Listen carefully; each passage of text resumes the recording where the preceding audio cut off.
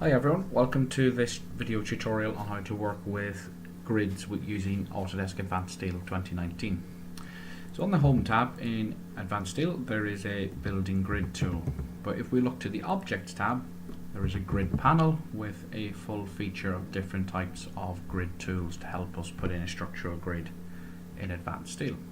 So let's start with the first one, which is a building grid. So this allows us to create a rectangular grid with two independent axes both in X and Y. And what that really means is going to put in a series of 4 grid lines in the X and 4 grid lines in the Y. And the way it works is you specify 2 diagonal points. So let's start the command. So the command line asks us, please define 2 diagonal points. So the first point is going to be my 0, 0.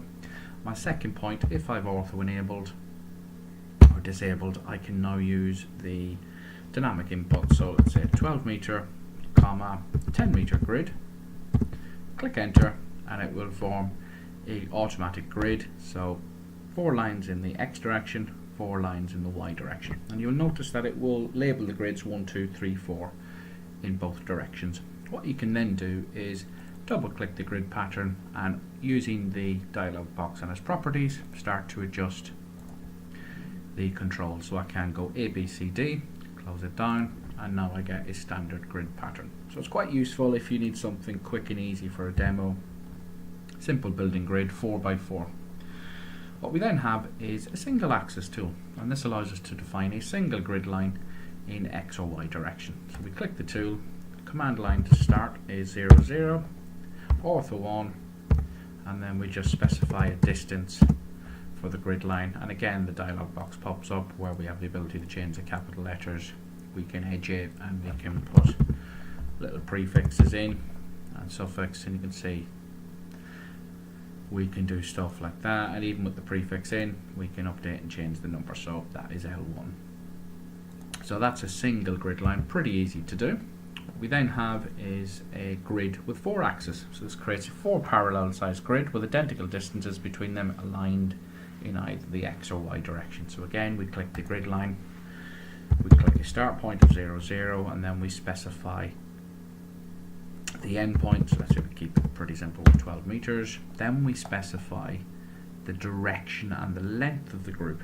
So you can see that I'm dragging my mouse in my Y direction, enter a value of 10 meters, and you'll see it will evenly space the grids 1, 2, 3, 4, so it's 2.5 meters between each of them. And again you get the same controls and principles in that direction.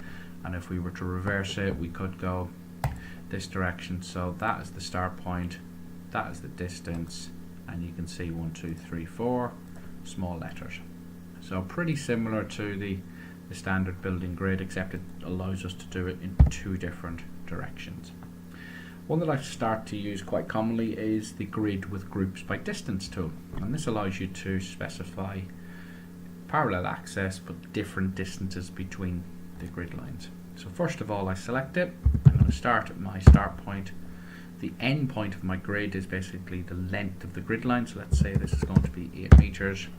We then specify the direction. Now it's just a single click in the Y direction, and then we start to specify the spacing between the grids. So let's say I first want my first spacing to be 2 meters, click enter, then we say 3 meters, click enter, then we can go 4 meters, click enter, and then we can start to taper it back down to 3 meters, 2 meters. And each time that I click enter, you will see that on the dynamic input it's telling me the total distance of 14 meters, and it will keep asking and looking for another distance between the grids until I click enter. When I click enter, the grid will then form. You can see I've now got 1, 2, 3, 4, 5, 6 grid lines, and it's labelled them up with the standard functionality. If we want to run that in the opposite direction, I can pick my start point, pick the end point at grid line 6, the direction of the group, and then I can start to space accordingly. So let's say 1 meter, 1 meter, 2 meters, and then 1 meter, 1 meter. So I'll specify a total of 8, click enter to confirm it, and we'll change these to small letters, and you can see, actually let's go capital letters. So you can see it's quite dynamic in the way that it will work. You specify the length of the grid line, then the direction, and then each individual space by confirming enter. So once we get to a situation like this where we've got a complex grid in, you will see that we can put edging onto the grid if we wish. So you can edge in, it will edge the little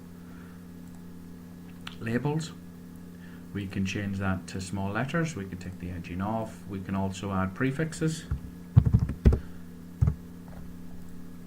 And it will add a prefix, and you'll see when you zoom in it will adjust, so you can do stuff like that. You can add a suffix if you wish. So again, pretty standard functionality that we have with the grids. If we look at the sequencing, we can also look at the sequencing and we can specify the distances, so we can say that the definition is number 2. As we start to move this round, you will see the sequencing starts to change, which shows me a meter. If I decide to change any of these values, it can update the spacings. What we can also do, which is quite useful, is to start going through individual grid lines. You can see as you use the little grid line index, it cycles through. So we're on grid line C. I can rename that. I can go, that is going to be CA. And you can start to index and change. And also within the grid line, you can also start to change the definitions.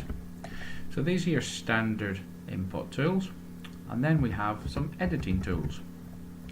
So the first one we look at is a delete axis tool. So this allows you to delete an axis from a grid. So we can select it, it will say please select the grid line to be deleted. So let's say I select grid line number 3. We click enter and you will see that grid line will disappear. We repeat it again, let's say grid line C, and that is now gone from our sequence. You will then see that the grid sequence will update, so A, B, C, D, so it reflects the same numbering. And then on the back of that we have an add axis. So this adds a new axis group to the existing grid, so we can select it. Please select the grid in which the group is to be inserted. So I'm going to select the numbered group. We then right click to confirm it. Number of grid lines, let's say there's going to be 2 new grid lines, and the distance between the grid lines is going to be 5 meters, and we click enter. What that will do is we'll add the 2 new grid lines in, 5 and 5, into the middle. So it just depends on what way you want to do it, whether you're adding or deleting grid lines. We then have the trim and extend tools. So we can trim a grid axis, so we can select it. And what it's asking for is the boundary object. So this is where is it getting cut. So I'm going to select grid line B, right click, and then I'm going to select this grid line here for just 2, right click, and that will trim it back. So it works very similar to a standard AutoCAD trim and extend. So if we repeat the command and let's select this as my boundary, that's my trim, and you can see that I can trim that back. If we select that this is the trim line, and then we trim that, you can see I can trim back this. So you can start to configure lots of different configurations. Then we have the extend tool. Works in the opposite way to trim. We select the boundary, then we select the line we're extending, and it will just extend through to meet that. So if we repeat the command, so we extend, select this as the boundary, right click, select grid line 2, right click, and it will extend, select grid line F, right click, select 2, and it will extend out. So we select it again, right click, then we select grid line 2, and it then will extend out. So there's a whole series of little grid lines tools that you can use. So not only just on the standard home tab, when you click into it, we've got a full range of different possibilities from single. One final thing, let's look at the curved grid line. So we can select a start point, then an end point, and then we specify a radius for the circle. So if I bring the radius, let's say to that point, you will see that it will do a curved grid line in that direction. If we want one on the outside, we can select grid line 5 to F, and again we select our grid line there, and we can repeat it this side, so 1 to 2. And there we have it, a full tutorial on different ways to work with the grids. Just for the purpose of this tutorial, I have changed the grid layer color to red just to make it easier. The standard colour is the green, but when you see it, it's just a little bit harder to see on the screen. So thank you very much. Join me again for the next tutorial on Advanced Steel.